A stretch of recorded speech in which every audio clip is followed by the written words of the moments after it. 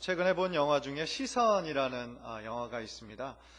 한국의 80년대 굉장히 최고의 영화 감독이었죠. 이장호 감독이라고 하는 사람이 19년 만에 다시 돌아와서 대중들에게 공개한 기독교 영화입니다.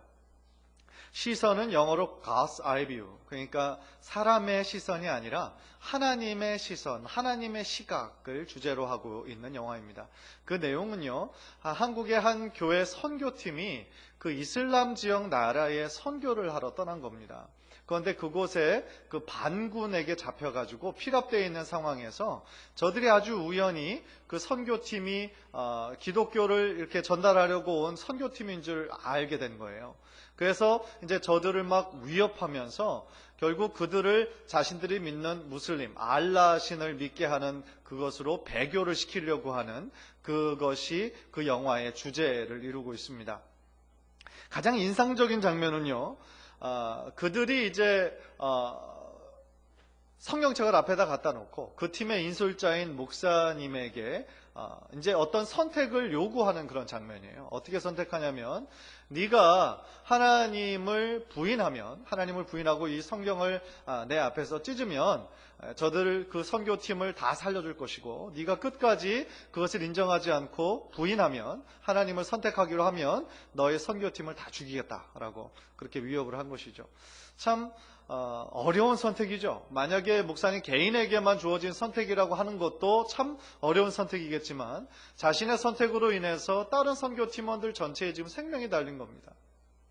그런데 참 아이러니하게도 그 선교팀을 이끌었던 그 선교사님은 이게 날라리 선교사였거든요. 그래서 참 세속적인 선교사였는데, 그 피랍 기간 중에 하나님을 극적으로 만나요.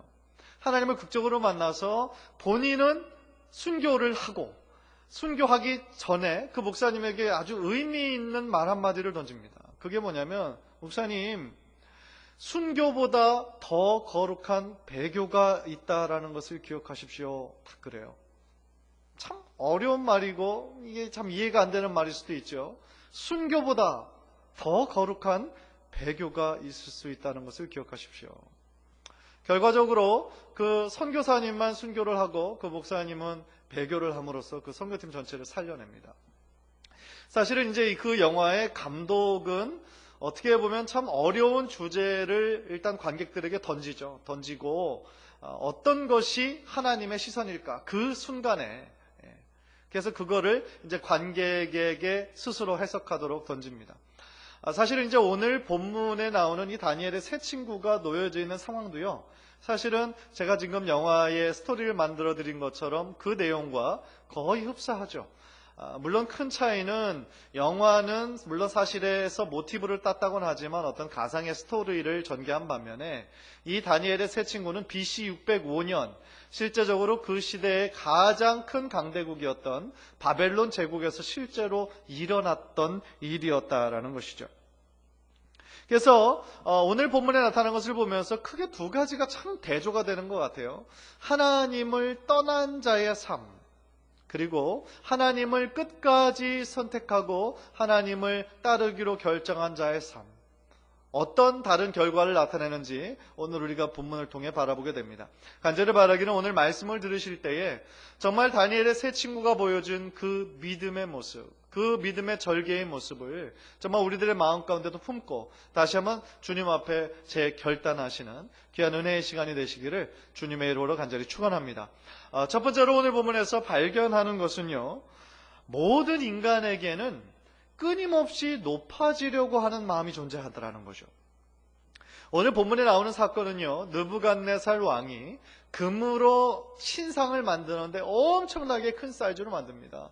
그래서 그것을 만들어서 바벨론 그 밑에 있는 모든 신하들, 모든 백성들로 하여금 어떤 음악 소리가 들릴 때에 그 신상에게 절하라는 거예요.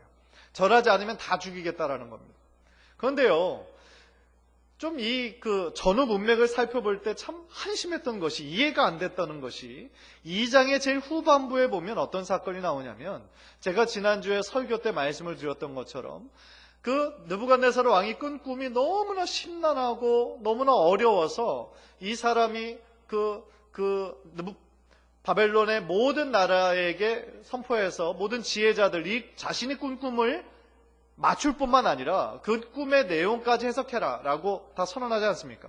그런데 그 어떤 사람도 그것을 맞출 수가 없었죠. 상식적으로 누가 맞출 수가 있겠어요? 어떤 사람이 꾼 꿈을 어떻게 맞출 수가 있겠어요?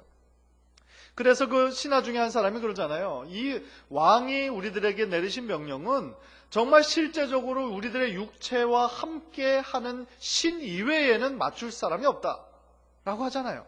그래서 실제적으로 다니엘이 그 꿈을 해석해 주었을 때에 그 느부갓네살 왕이 너무 놀래가지고 너무 감격하면서 2장 47절에 뭐라고 그랬냐면요. 너희 하나님은 참으로 모든 신의 신이시요 모든 왕의 주제시로다. 이게 바로 직전에 느부갓네살 왕이 고백한 거예요. 네가 믿는 하나님이 정말 참 신 중에 신이구나. 그래서 그 하나님을 찬양한단 말이죠.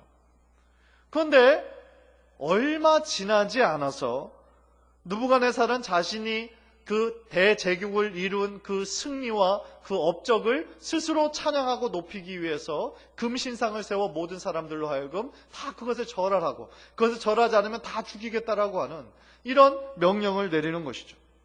이것은 무엇을 말해주고 있습니까?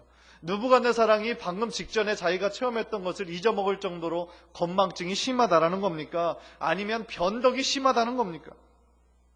사실 그것보다 인간의 마음속 아주 깊은 곳에는 이렇게 높아지려고 하는 마음이 본능처럼 있다라는 것이죠. 권력욕이고 명예욕이에요. 자신의 이름을 드높이려고 싶은 인간의 교만이라는 겁니다.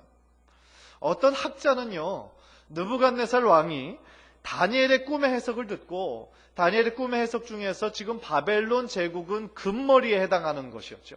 그래서 금의 나라가 있을 거고 은의 시대가 있을 거고 또 동의 시대가 있을 거고 철의 시대, 그 다음에 철과 진흙이 함께 섞여 있는 시대가 있을 것이다 라고 그것을 해석해 줬는데, 그것의 핵심은 모든 역사를 주관하시는 분은 하나님이시고 당신의 때가 비록 금의 시대, 번영의 시대라 할지라도 그 시간은 영원하지 않을 것이다가 다니엘의 포인트였고 하나님의 뜻이었는데, 이 바벨론의 느부갓네살 왕은 그 금의 시대, 머리의 시대보다 못한 왕의 시대가 나올 거라는 그거를 기억하고 그 금의 시대가 영원할 것이라 바라는 마음으로 이 금신상을 세웠다라는 것이죠. 만약에 그 학자의 해석이 맞다라고 한다면 참 더 한심한 노릇이 아닐 수 없습니다. 그런데 안타까운 건 뭐냐면요, 이 높아지려고 하는 마음, 이 인간의 마음속 깊은 곳에 있는 교만의 이야기가 과연 느부갓네살 왕에게만 속한 얘기냐는 것이죠.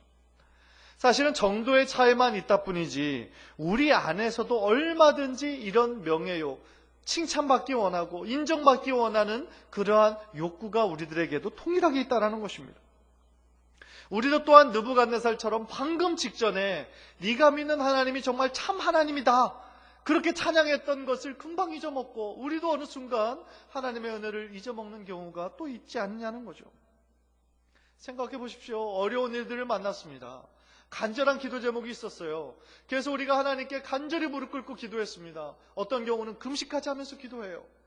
그래서 하나님께서 하나님의 은혜로 그 기도에 응답을 해주셨어요. 얼마나 감사합니까? 그래서 정말 하나님의 이름을 드높입니다. 그런데 얼마 지나지 않아. 몇 주가 지나지도 않아. 모레 가시는 분은 몇 달이 지나지도 않아. 하나님께서 나에게 행하신 그 놀라운 은혜를 잊어먹고 어느 순간 내 입에서는 감사가 사라지고 그 자리에 불평과 불만과 원망으로 가득한 시간을 보낼 때가 얼마나 많이 있느냐는 거죠. 이것이 바로 우리들의 인간의 모습이라는 거죠. 참 연약한 모습이고 어떻게 보면 매일매일 주님 앞에 가지고 나아가야 할 회개해야 될 제목이라는 것입니다. 그렇기 때문에 성경에서 구약과 신약을 통틀어서 자꾸 우리들에게 강조하시는 것이 바로 하나님의 은혜를 기억하라는 거예요. Remember, remember. 하나님께서 너의 삶 가운데 어떤 일을 행하셨는지 기억하라는 거예요.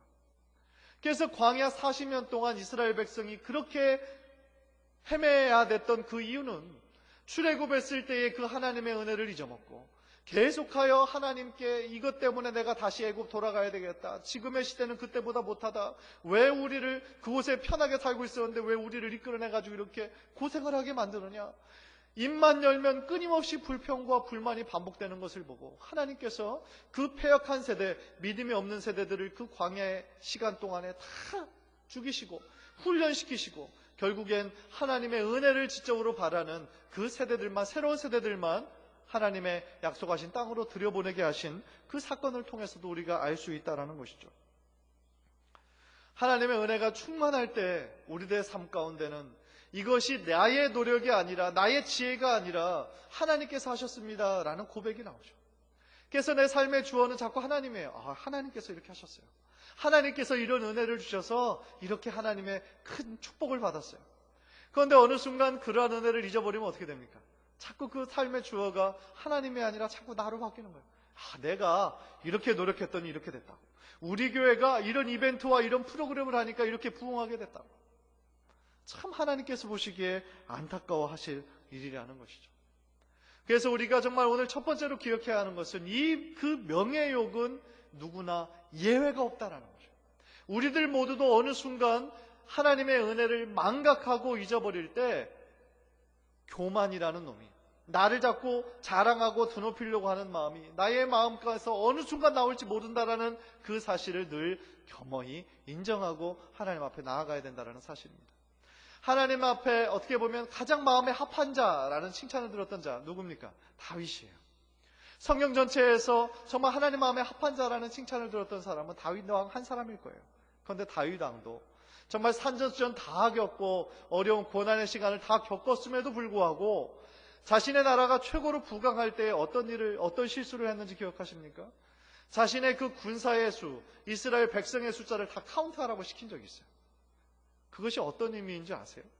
그 인구 센서스, 지금 말로 하면 센서스인데 그것은 뭐냐면 자신이 가진 그 권력과 자신 밑에서 자신이 싸우라고 하면 목숨을 걸고 싸울 만한 병사가 얼마나 되는지를 파악해보므로 자신 스스로 이름을 높이려고 하는 하나님께서 보시기에는 필요 없는 교만이었다라는 것이죠. 전쟁은 하나님께 속한 것이잖아요. 우리가 아까 찬양으로 고백했던 것처럼 모든 전쟁은 하나님께 속한 것이죠. 병사가 많고 또 무기가 좋다라고 해서 이기는 것이 아니라 하나님께서 함께 하시면 이기는 건데 다윗 왕은 그 누구보다도 그 사실을 뼈저리게 체험한 사람임에도 불구하고 어느 순간 마음이 교만해지니까 그 밑에 요압 장군이 그렇게 하지 말라고 했음에도 불구하고 인구를 조사해서 자신을 스스로 높이려고 했던 그 교만함이 있었다라는 것이죠. 무슨 얘기입니까? 다윗 왕 같은 사람도 이렇게 순간에 넘어졌다라고 한다면 우리는 말할 필요도 없는 거예요. 목사도 예외도 아니고 장로도 예외도 아니고 우리들 모두가 예외가 아니라는 거죠. 우리들 모두 넘어질 수 있어요. 따라서 우리들 마음 가운데 늘 하나님의 주신 은혜를 우리가 기억하고 우리가 하나님을 기억하면 우리 인간이 얼마나 연약한 존재인지, 우리가 아무리 잘난 척하고 우리가 아무리 정말 하나님 없이도 잘 살아갈 것처럼 얘기하지만 사실은 우리들의 본질을 곰곰이 살펴보면 하나님 없이는 단 한순간도 살 수 없는 연약한 존재임을 늘 하나님 앞에 고백하시면서 정말 매일의 삶 가운데 하나님의 은혜를 기억하시는 우리 성도님들 되시기를 주님의 이름으로 간절히 축원합니다. 두 번째로 우리들의 신앙생활 가운데 기억해야 하는 것은 언제나 우리들의 신앙에 대적자가 있다라는 것을 기억해야 돼요. 즉 우리가 하나님께 가까이 가려면 그렇게 노력할수록요 그것을 막는 영적 세력이 있다라는 거예요. 첫째는 사단이에요. 사단이 우리들을 끊임없이 막습니다. 시험을 줍니다. 하나님으로부터 멀리 떠나게 해요. 그리고 2차적으로는 우리가 신앙의 길을 가는 것을 시기하는 그룹들이 있다라는 거예요. 8절을 보십시오.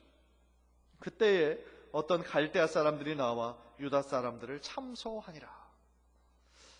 갈대아 사람들이 왜 이 유다 사람들을 참소했을까요? 왜 수했을까요? 고소했을까요? 가장 큰 이유는요, 저들의 마음 가운데 있는 시기심이었어요. 그 사람들의 입장에서 생각해 봤을 때 지금 그 다니엘의 세 친구들의 근본은 뭡니까? 포로예요. 포로로 자기 나라에 끌려온 사람이라는 거예요. 그런데 이 사람들이 어느 순간 자기들보다 높은 자리에 올라 있단 말이에요. 도지사가 됐단 말이에요. 그러니까 얼마나 눈에 가십니까? 우리나라에 포로로 끌려온 것들이 말이야. 어느 순간 줄을 잘 타가지고 이렇게 높은 자리에 올라갔다라고 생각해 볼 때 얼마나 마음에 분했겠어요. 그래서 그냥 맨날 순간순간 어떻게 넘어뜨리나, 어떻게 비방하나, 그렇게 하고 있다가 좋은 찬스가 온 거죠. 저들은 하나님을 믿는 사람들이라는 걸 너무나 잘 아니까 바벨론 그 왕이 내린 그 명령에 저들을 보니까 안 하거든요. 음악 소리, 막 모든 비파 소리가 있을 때 모두 다 나와 예의 없이 절해야 되는데 그 사람들은 안 하거든요. 그러니까 옳거니 너희들 이번에 잘 걸렸다 하고 그들을 수한 거예요. 그래서 왕에게 막 얘기를 하는 겁니다. 그래서 그들이 펼치는 논리를 보면요, 왕이 막 열받게 하는 거죠. 쉬운 말로 하면 왕이 세운 저 도지사가 왕의 그 명령에 따르지 않으면 저들이 다스리고 있는 그 도의 밑에 백성들 누가 지키겠습니까? 그런 논리인 거예요. 그래서 저들이 왕의 명령에 복종하도록 해야 됩니다. 만약에 복종하지 않으면 다 죽여야 됩니다. 그래야 왕의 권위가 섭니다. 라고 자꾸 지금 왕을 꼬시는 거죠. 그런데 참 우리가 이 다니엘과 세 친구들뿐만 아니라 이 성경 전체를 살펴봤을 때 성경의 모든 인물들이 하나님의 뜻대로 순종하고 하나님의 뜻대로 헌신하며 살려고 할 때 늘 그들 주변에는 그것을 비방하는 대적자들이 누구에게나 있었다라는 것을 우리는 늘 기억해야 합니다. 그것은 사단의 괴계요, 사단의 공격일 뿐만 아니라 또한 사단이 어느 마음의 틈을 사용해서 어떤 사람들을 사용해서 끊임없이 비방하고 없던 말을 만들고 깎아내리는 그러한 일들을 계속하는 세력이 늘 있기 때문에 그렇다는 것입니다.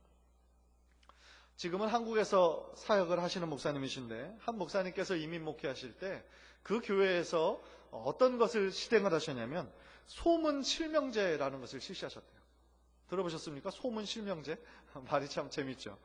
이게 무슨 얘기냐면은 보통 사람들이 교회 안에서 막 소문을 내고 안 좋은 그런 지시기와 질투를 꼭 누군가를 할 때 공격할 때 어떻게 공격하냐면 다른 사람들도 이렇게 생각한다. 이것은 나 혼자만의 생각이 아니라 많은 사람들이 이렇게 생각한다 라고 해서 꼭 그 의견이 객관적인 시각인 것처럼 막 그 의견을 만들어내잖아요. 그래서 그렇게 얘기해서 교회 안에 분파를 만들고 교회를 막 어지럽히게 만들더라는 거죠.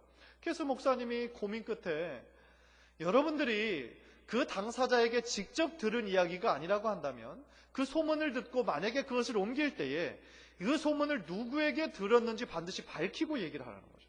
그러니까 만약에 누가라고 얘기를 했다면 그 권사님이 한테 들었는데 그렇게 얘기를 하라는 거죠. 그 사람의 이름을 꼭 대고 그 소문을 얘기하라는 거예요. 그래서 그 소문 실명제를 실시했더니 이것이 어느 순간에는 그러한 근거 없는 소문들이 없어지더라는 거예요. 왜냐하면 다른 사람의 이름을 만약에 냈는데 그 사람이 한 이야기가 아니고 자신의 뜻이라고 한다면 이게 다 드러나게 되는 거잖아요. 창피한 일이잖아요. 그러니까 어느 순간 그러한 근거 없는 소문들, 비방들, 시기들이 없어져 버리더라는 거죠. 참 지혜로운 그런 전략이 아니었나라는 생각이 듭니다. 그래서 그 목사님께서 한국에 이제 들어가셔서 사역을 하실 때 그 옥하는 목사님께서 그 목사님께 그런 권면을 하시더라는 거예요. 직접 보거나 직접 들은 것이 아니면 믿지 마세요. 그러시더라는 거예요. 불필요한 소문의 마음을 빼앗기지도 말고 또 그것이 과연 누가 했는지 그것을 찾느라고 쓸데없는 에너지를 낭비하지 말라는 것이었죠. 다시 말씀을 드립니다. 정말 우리가 하나님 뜻대로 더 순종하려고 할 때, 헌신하려고 할 때 언제든지 그런 사단의 공격이 있을 수 있다는 것을 우리는 기억해야 합니다. 지피지기면 백전백승이라고 했습니다. 즉 적을 알고 내 자신을 알면 그 싸움에서 100번 이겨서 100번 승리할 수 있다는 겁니다. 그러나 우리가 적을 모르고 또한 적들의 방법을 모르면 우리는 어느 순간 그 공격에 속수무책으로 당할 수밖에 없는 존재라는 것이죠. 무슨 이야기냐면 우리가 영적으로 방심해 있을 때, 우리가 영적으로 무지할 때, 우리들의 마음의 약점을 아는, 우리들이 어떤 것에 잘 넘어지는 것을 아는 사단이 그 부분을 공격하면 우리는 어쩔 수 없이 넘어지게 될 수 있는 그런 존재라는 것이죠. 그래서 너무나 교묘하고 아주 비열한 이 사단의 공격을 우리가 이길 수 있는 것은 단 한 가지라는 거예요. 에베소서 6장 11절입니다. 우리 한번 다 함께 읽겠습니다. 시작. 마귀의 관계를 능히 대적하기 위하여 하나님의 전신갑주를 입으라. 마귀의 그 교묘한 술책과 관계를 이길 수 있는 것은 한 가지라는 거예요. 영적인 전신갑주를 입으라는 거죠. 왜냐하면 12절에 나온 것처럼 우리의 씨름은 혈과 육을 상대하는 것이 아니라 이 하늘에 있는 악의 영들을 상대하는 것이기 때문에 그렇습니다. 그래서 13절에 보면 그러므로 하나님의 전신 갑주를 취하라. 이는 악한 날에 너희가 능히 대적하고 모든 일을 행한 후에 서기 위함이라 라고 말씀하고 있습니다. 정말 간절히 바라기는 우리 사랑하는 성도님들은 늘 진리를 붙잡으시기에 노력하시는 우리 성도님들 되시기를 주님의 이름으로 간절히 축원합니다. 진리가 아닌 거짓에, 거짓 비방에 휘둘리지 마시고, 사실이 아닌 거짓 소문과 비방과 그런 것에 여러분의 마음에 상처 입지 마시고, 하나님의 전신갑주를 머리에서부터 발끝까지 입으셔서 사단의 공격에도, 그 어떤 대적자의 공격에도 흔들리지 말고 늘 승리하시는 우리 성도님들 되시기를 주님의 이름으로 간절히 축원합니다. 마지막으로 다니엘의 세 친구는 그 죽음의 위협 가운데서도 세상과 타협하지 않고 자신의 신앙의 절개를 지켰습니다. 즉 우상을 자기가 그 순간만 내가 믿겠다라고 하면, 타협하면 살 수 있는 그러한 시간이었음에도 불구하고 자신이 하나님 버리겠다라고 하지 않고 끝까지 하나님을 선택하고 오히려 죽음을 택했다라는 것이죠.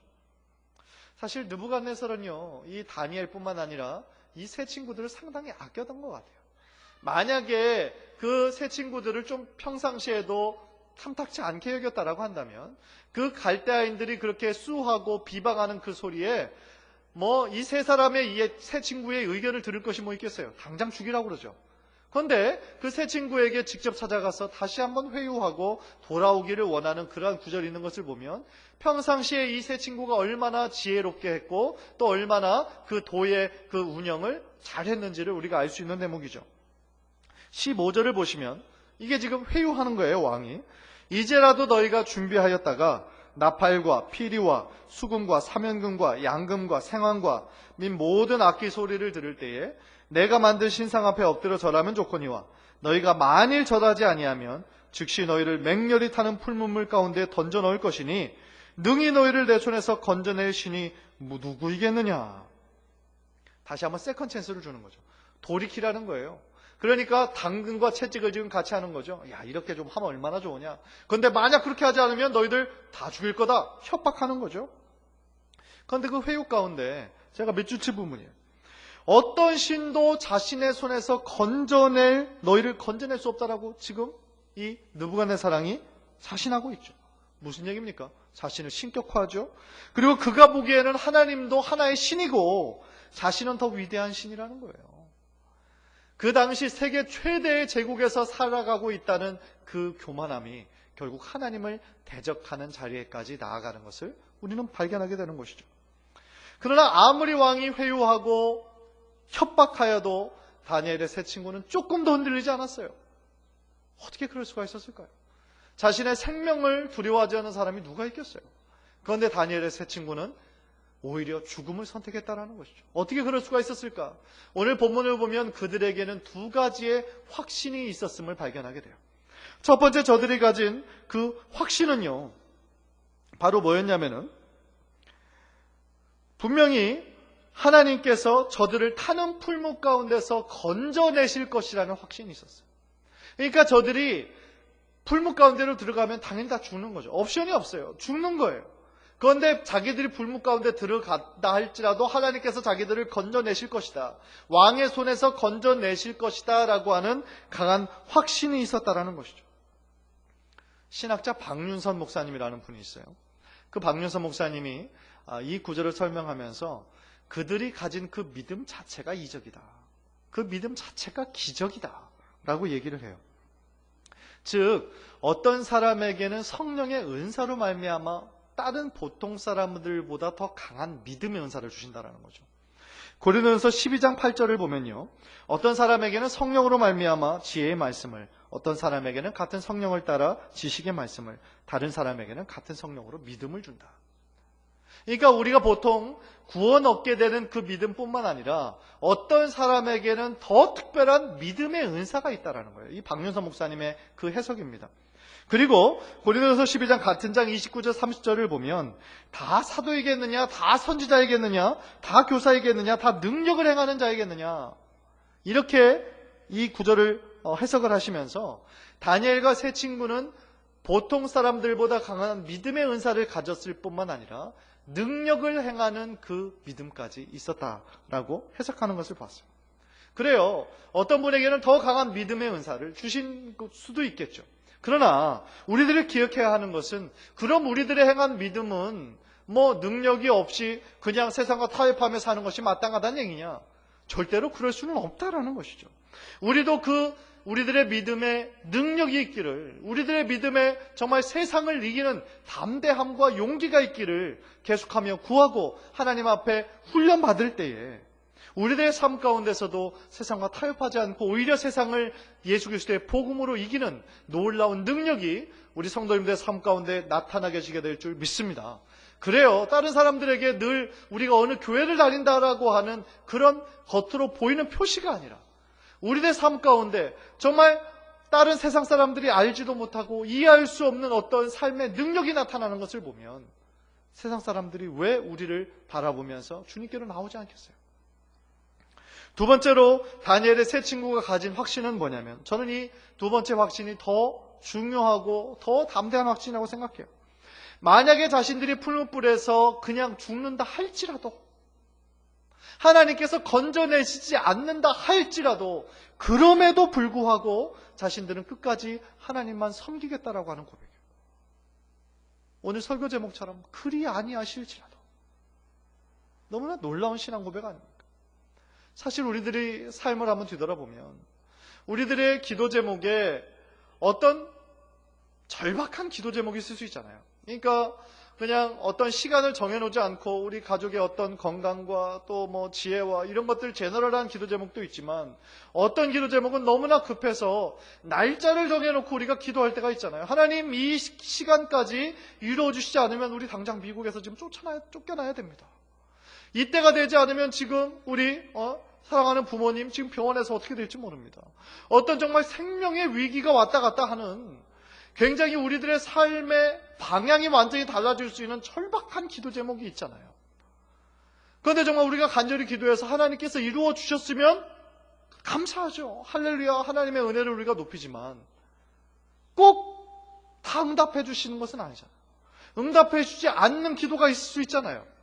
그런데 만약에 그런 상황이라 할지라도 여러분들은 변함없이 하나님을 사랑하고 하나님을 의지할 수 있겠느냐는 거죠.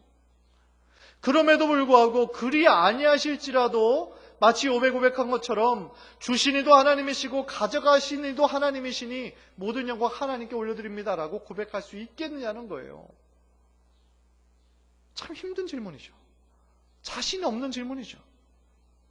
그러나 이 다니엘의 세 친구는 비록 자신이 죽음 그 직전에 하나님께서 극적으로 건져내지 않으셔서 자신들이 그곳에서 불타 죽는다 할지라도, 자신들이 그냥 정말 그것으로 끝이 난다 할지라도, 그럼에도 불구하고 자신들은 하나님을 선택하겠다라고 고백했다라는 것이죠. 정말 이들의 큰 믿음에서 우리들이 더 하나님께 구하고 더 나아가야 할 그러한 삶의 모습을 우리가 발견하게 됩니다. 때로는 우리가 알 수 없는, 우리가 이해하지 못하는 삶의 고난들이 왔을 때, 삶의 어려움이 왔을 때, 만약에 우리가 하나님께서 그것을 우리를 건져내지 않으시고 계속 그 고난 가운데 내버려 두신다 할지라도 우리가 그럼에도 불구하고 그 하나님이 주신 그 시간 가운데 인내하며 하나님의 뜻을 헤아리기로 우리가 노력하고 모든 영광 하나님께 올려드릴 때, 우리들의 삶 가운데도 하나님께서 다니엘과 세 친구들에게 주셨던 그 놀라운 믿음의 능력이, 세상을 이기는 그 믿음의 귀한 권세가 여러분의 삶 가운데도 나타나게 될 줄 믿습니다. 그래서 우리들 모두가 정말 이 그리 아니하실지라도 하나님께서 이렇게 해주셨기 때문에 내가 하나님을 더 사랑합니다가 아니라, 내가 비록 이렇게 기도했지만 하나님께서 그렇게 들어주시지 않으셨다 할지라도, 그리 아니하실지라도 신앙을 가지고 하나님 앞에 더욱더 겸손한 모습으로 나아가시는 우리 성도님들 되시기를 주님의 이름으로 간절히 축원합니다. 우리 오늘 제일 처음에 그리 아니하실지라도의 찬양을 했어요. 그 찬양의 가사가 그리 아니하실지라도 감사해요. 그 이유가 주님 뜻을 믿기 때문이죠. 그리 아니하실지라도 사랑해요. 왜냐하면 합력해서 선을 이루시는, 로마서 8장 28절의 말씀을 믿기 때문이라는 거죠. 언제나 나를 향한 하나님의 그 신실하신 사랑을 믿기 때문에 나는 그리 아니하실지라도 하나님을 사랑하고 하나님께 감사할 수 있다라는 것이죠. 정말 간절히 바라기는 우리들 모두가 저와 여러분의 그 신앙 고백에 이 그리 아니하실지라도 환경과 조건 때문에 하나님을 선택하는 것이 아니라 내가 원치 않는 환경이 온다 할지라도 내가 원하지 않는 그러한 고난 가운데 하나님께서 그냥 우리를 내버려 두시는 것처럼 보인다 할지라도 그럼에도 불구하고 하나님을 끝까지 사랑하고 하나님을 끝까지 신뢰하는 우리 귀한 성도님들 모두 되시기를 주님의 이름으로 간절히 축원합니다. 기도하겠습니다.